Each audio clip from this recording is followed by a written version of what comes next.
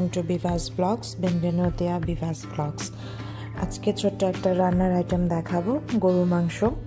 এটার একটা রান্নার রেসিপি দেখাবো। তো এটা গরুর মাংস তো আমরা সবাই রান্না করতে পারি, সবাই রান্না করি বাসায়।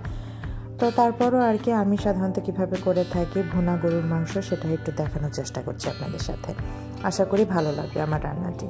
তো এই যে একে একে দেখতে পাচ্ছেন মশলাগুলো নিয়ে নিয়েছি, শুকনা গরম মশলা, গুঁড়া মশলাগুলো, তারপরে এখানে নিয়েছে পেঁয়াজ কুচি, রসুনের কিছু আস্তা কোয়া। আমার সাধারণত খুবই ভালো লাগে গরুর মাংসতে আস্তা কিছু রসুনের কোয়া দিলে খুবই ভালো লাগে। তারপরে এখানে আদা কুচি করে নিয়েছি আমি কিছু, আর হচ্ছে এখানে বড় বড় করে পেঁয়াজ কেটেও নিয়েছি। তো দেখুন তাহলে সামনে কী কী করতে যাচ্ছি আমি এই মাংস রান্নাটি করার জন্য। তো যে দেখতে পাচ্ছেন পাতিলের মধ্যে তেল দিয়ে দিলাম। এবার একে একে দিয়ে দিব হচ্ছে পেঁয়াজ কুচি, যেটা একদমই কুচি কুচি করে কেটে নেওয়া আছে। এটাকে আমি আসলে লাল করে বেরেস্তার মতো করে নিব। সাথে দিয়ে দিচ্ছি তেজপাতা, এলাচ, দারচিনি আর লং। তো এই আর কি, এগুলো এখন মশলা একদম সুন্দর করে এই পেঁয়াজগুলোকে লাল বেরেস্তার মতো করে নিলাম। আর এটা এখন তুলে রাখবো না, এটার ভিতরেই আমি মাংসগুলো দিয়ে দিব। তো একবারে আর কি ওয়ান পট স্টাইলে আর কি মাংসটা করার চেষ্টা করছি। তো এই যে আর এখানে নিচ্ছি গুঁড়া মশলাগুলো, ধনে গুঁড়া, জিরা গুঁড়া, মরিচ গুঁড়া, হলুদ গুঁড়া, এগুলো দিয়ে দিলাম এখানে। তারপরে এবার ভালো করে মাখিয়ে নিব। আর কী দিচ্ছি দেখুন, আদা বাটা দিলাম। এবার দিচ্ছে একটু মোটা মোটা করে কেটে রাখা সে পেঁয়াজগুলো। তো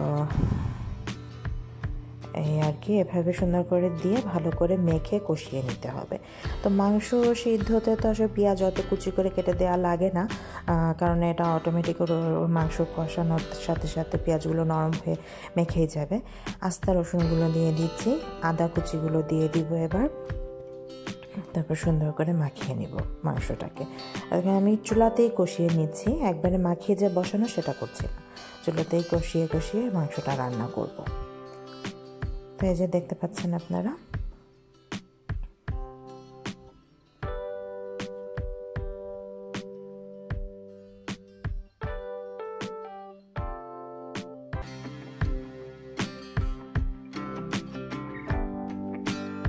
একটু মাখানো হয়ে গেলে এই পর্যায়ে আমি দিয়ে দিব হচ্ছে বাটা রসুন, আর এখানে অল্প একটু 4 ভাগের 1 ভাগের মতো ছোট্ট একটা পেঁয়াজটাও ব্লেন্ড করে দিয়ে দিয়েছি এখানে। তো ভালো করে মাখিয়ে নিচ্ছি, সুন্দর করে নেড়ে চেড়ে দিচ্ছি মাংসটাকে। ভালো করে এভাবে চুলার উপরে বারে বারে নেড়ে নেড়ে কষিয়ে নিব। তো এই যে দেখতে পাচ্ছেন কিছুক্ষণ পরে মাংস থেকে কত পানি বের হয়েছে। এই রান্নাটাতে কিন্তু আমি পানি খুবই সামান্য ইউজ করব। আপনারা চাইলে পানি নাও দিতে পারেন, অল্প আছে বসিয়ে বসিয়ে রান্নাটা করতে পারেন, সেটা খুবই ভালো লাগবে।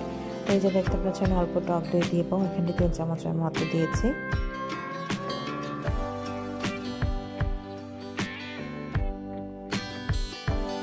একটু দিয়ে দিচ্ছি এখানে হচ্ছে গরম মশলা গুঁড়া।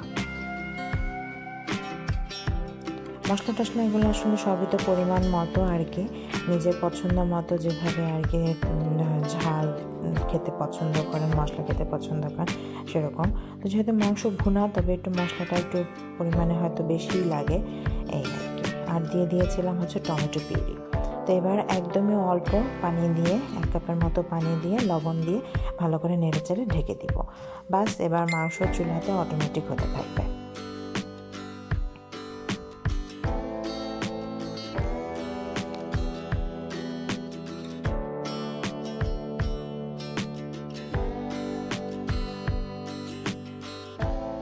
তো দেখতে পাচ্ছেন মাংস শেষ, রেডি আর কি, রান্না করা শেষ।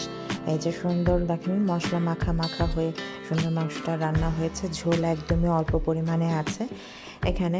আপনারা চাইলে অবশ্য আলু চাক করে কেটেও দিতে পারেন, আজকে আমি আর আলু দেইনি। তো এই যে আর কি রেডি। এখন আমি একটা বাটিতে তুলে নিচ্ছি মাংস।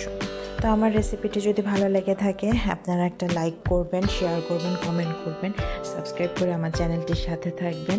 নতুন নতুন আবারও ভ্লগ, কুকিং ভিডিও এগুলো নিয়ে আপনাদের সামনে চলে আসবো। ততক্ষণ পর্যন্ত ভালো থাকবেন সবাই। আল্লাহ হাফেজ। Thank you.